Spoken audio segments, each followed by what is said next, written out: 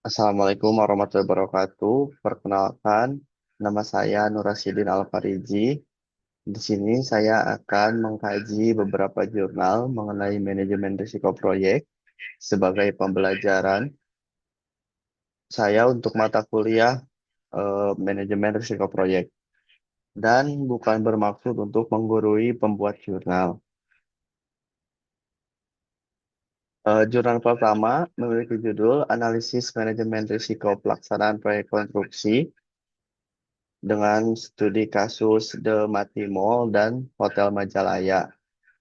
Studi ini mengikuti proses manajemen risiko yang terstruktur, meliputi identifikasi risiko, analisis risiko, dan pengandalan risiko menggunakan data yang dikumpulkan melalui kuesioner yang dibagikan kepada staf proyek.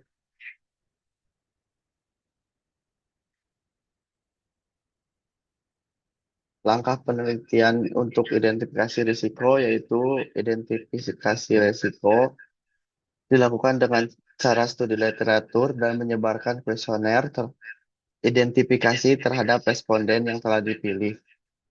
Lalu untuk analisa risiko dilakukan dengan cara penyebaran kuesioner frekuensi dan dampak.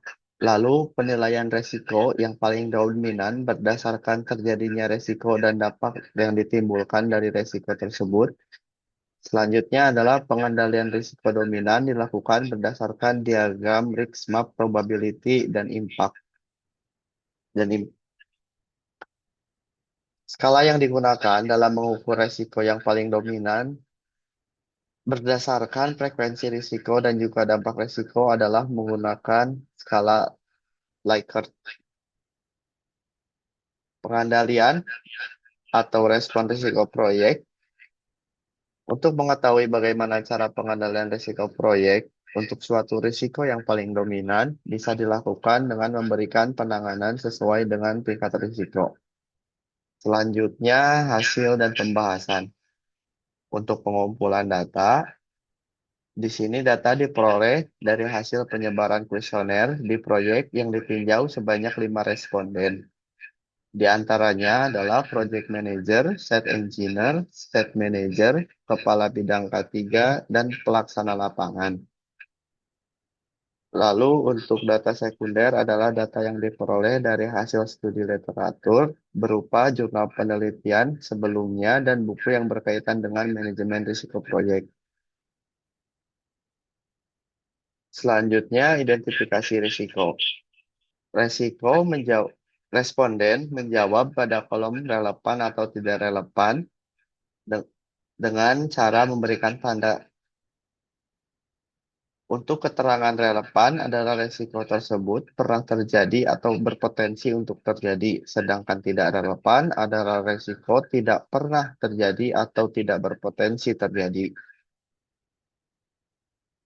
Dari 76 resiko yang biasa terjadi dalam suatu proyek pembangunan konstruksi, setelah melakukan penyebaran kuesioner, maka didapatkan hasil 54 variabel resiko yang relevan.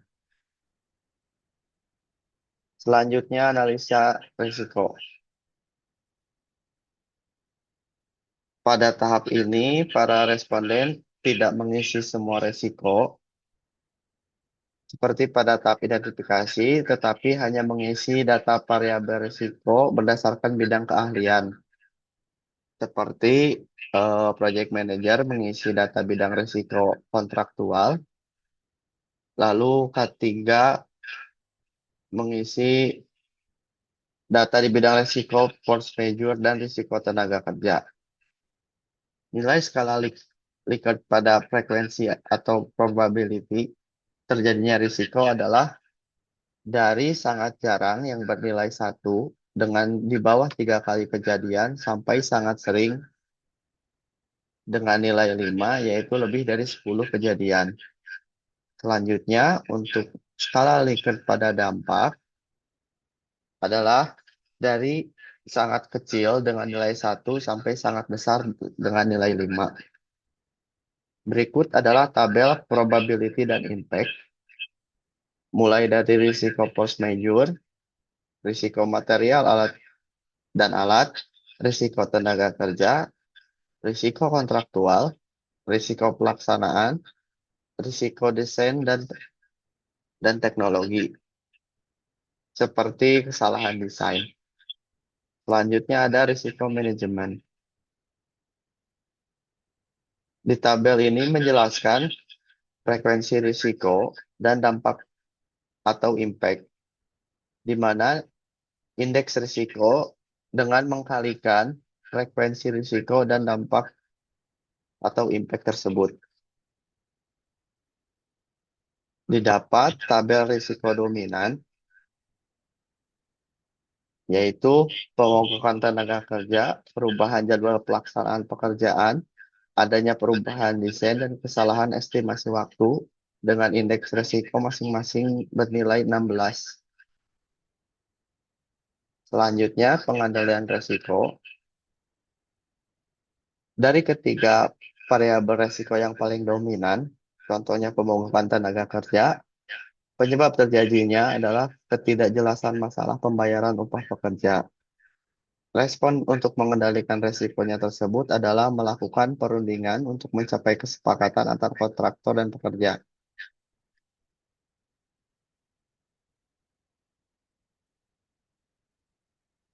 Selanjutnya, kesimpulan dan saran.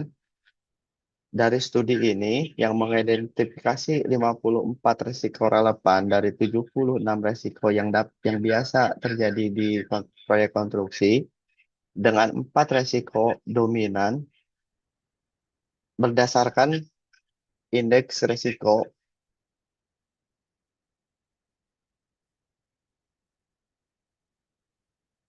Tindakan pengendalian berfokus pada mediasi, penjadwalan ulang, dan perencanaan yang lebih baik.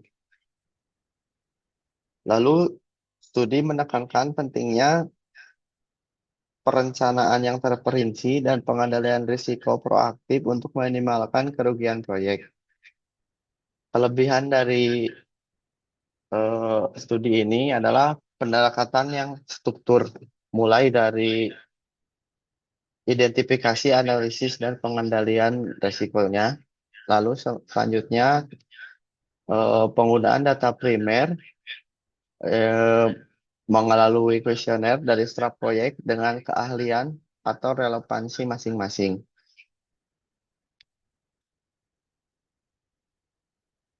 Selanjutnya, tindakan pengecualian yang praktis, seperti pengendalian risiko yang diusulkan, adalah negosiasi untuk pemogokan kerja dan lain-lainnya.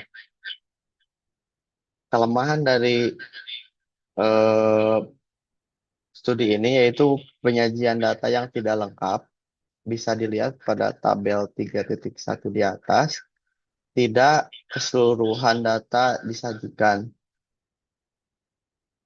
Hanya 54 data yang relevan. Selanjutnya, untuk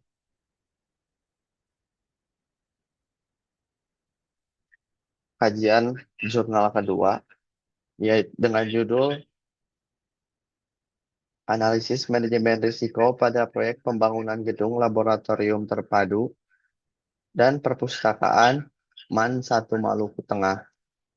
Studi ini bertujuan untuk mengidentifikasi dan menganalisis risiko yang terjadi pada proyek pembangunan gedung laboratorium terpadu dan perpustakaan MAN 1 Maluku Tengah dengan fokus pada kecelakaan kerja. Metode yang digunakan adalah metode kualitatif dengan jumlah responden sebanyak 30 orang. Penelitian ini dilakukan dengan metode observasi, pengambilan data dilakukan dengan melakukan wawancara dengan pihak kontraktor, dan penyebaran kuesioner kepada seluruh pihak yang terkait di lapangan. Kuesioner berisi pertanyaan mengenai manajemen risiko yang diisi oleh pihak kontraktor, pengawas lapangan, mandor, serta pekerja. Metode analisis dalam studi ini digunakan uji validitas terhadap hasil kuesioner yang telah disebarkan sebelumnya. Selanjutnya digunakan uji reliabilitas pada item pekerjaan yang dinyatakan valid pada uji validitas sebelumnya. Lalu, analisa data dengan matriks risiko. Analisis risiko merupakan proses menganalisa suatu risiko dengan menentukan besarnya kemungkinan terjadi dan tingkat dari menerima akibat suatu risiko yang tujuannya untuk membedakan antara risiko kecil dan risiko sedang.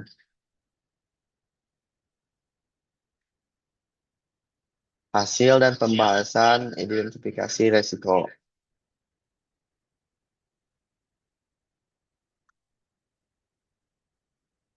Untuk variabel penelitian, indikator ada pekerjaan pembesian dengan pekerjaan seperti proses pemotongan besi diberi. Lalu subindikatornya ada tangan pekerja terkena percikan api saat proses pemotongan besi dan seterusnya. Lalu uji kuesioner dengan uji kuesioner. Yang pertama adalah uji validitas. Hasil uji validitas menunjukkan data seluruhnya valid. Lalu selanjutnya dilakukan uji reliabilitas dengan hasil seluruhnya data reliable dengan tingkat reliabilitas sangat tinggi. Selanjutnya dilakukan penilaian resiko.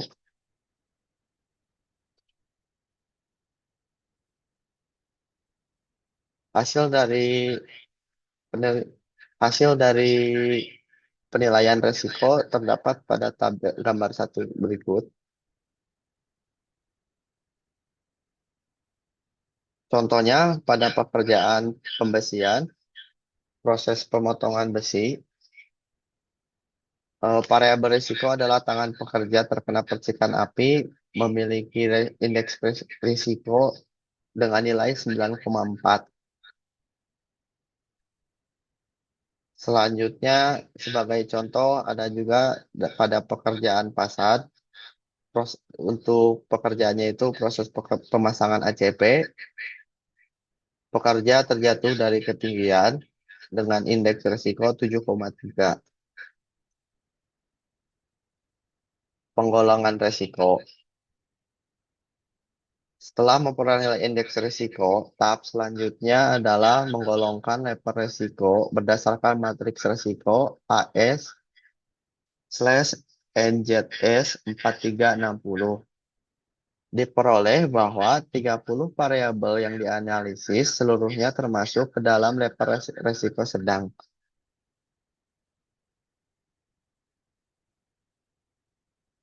Berikut hasil pengkategorian risiko.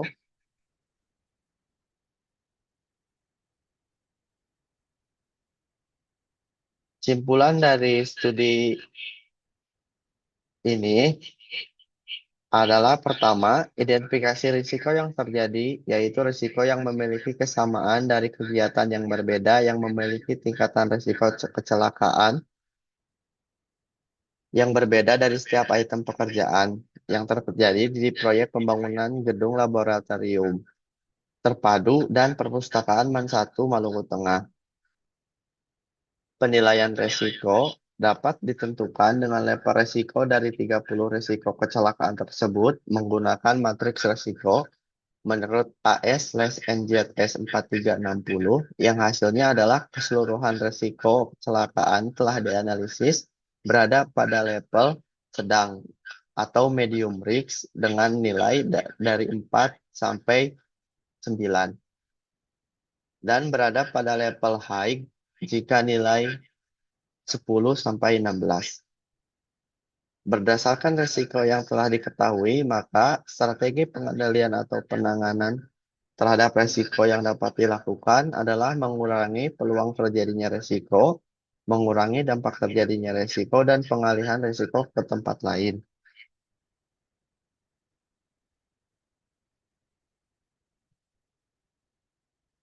Kelebihan pada studi ini, yang pertama adalah fokus terhadap K3 atau keselamatan kerja. Sehingga studi ini menyoroti pentingnya manajemen risiko kecelakaan kerja yang relevan untuk proyek konstruksi dengan risiko keselamatan tinggi. Selanjutnya, untuk artikel atau jurnal ketiga dengan judul Analisis Risiko Pelaksanaan Pembangunan Jembatan Waroboro Batu Kopi Kota Bau-Bau.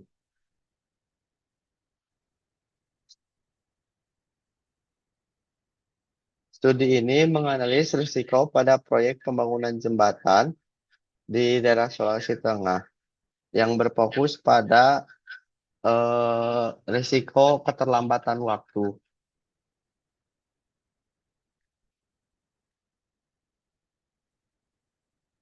Metode penelitian, pengambilan data dilakukan dengan survei pendahuluan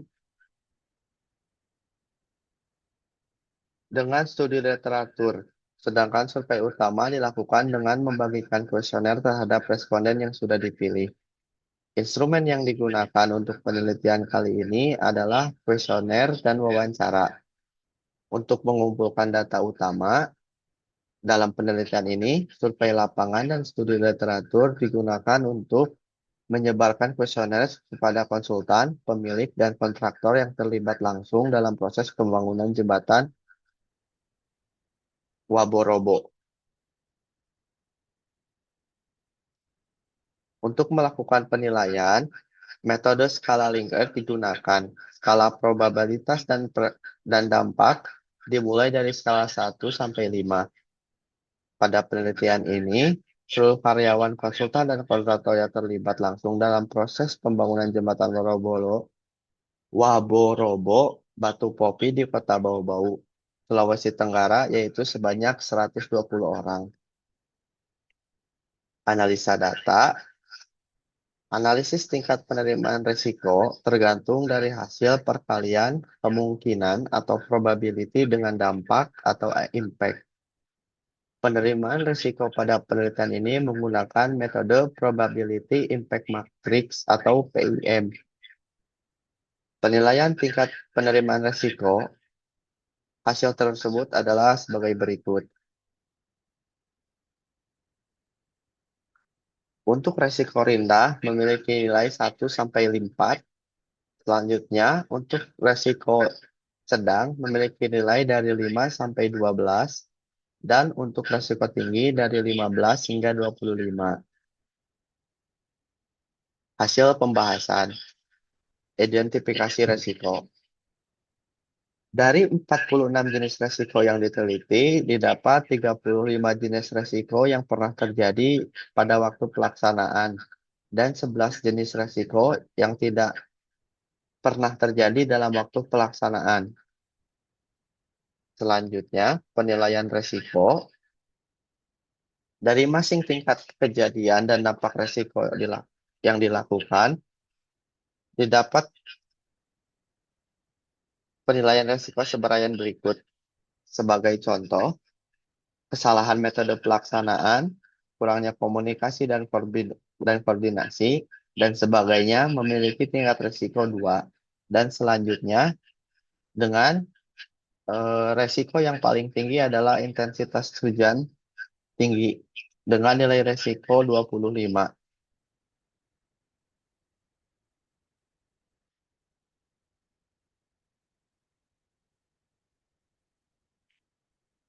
Hasil respon risiko. Dari hasil perhitungan tingkat kejadian dan dampak risiko diperoleh 9 risiko dominan yang mengakibatkan keterlambatan pada waktu pelaksanaan pembangunan jembatan Waborobo. Yang pertama, untuk merespon risiko tersebut ada sebagai berikut.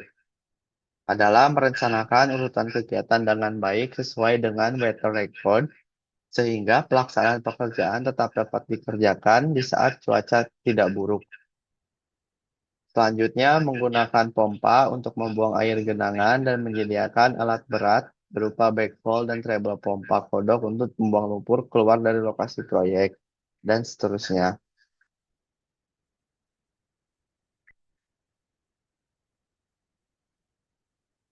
Kesimpulan dari studi yang ini adalah dari hasil identifikasi dan penilaian risiko pada pelaksanaan pembangunan jembatan Waborobo, diperoleh 9 risiko yang dominan, yaitu intensitas curah hujan tinggi, debit air tinggi atau banjir, perubahan desain dan teknis pekerjaan, perubahan jadwal pelaksanaan pekerjaan, akses ke lokasi proyek yang buruk, kesulitan akses alat berat ke lokasi proyek, kerusakan peralatan atau alat berat, keterlambatan pengiriman material, dan kelelahan akibat banyaknya pekerjaan yang dilakukan secara lembur. Respon yang dilakukan terhadap resiko dominan yaitu merencanakan urutan kegiatan yang baik sesuai dengan water record, menggunakan pompa untuk membuang air genangan dan lumpur keluar lokasi proyek, menggunakan melakukan penjadwalan ulang dan penanganan secara intensif pekerja dan pekerjaan yang mengalami perubahan jadwal, dan seterusnya.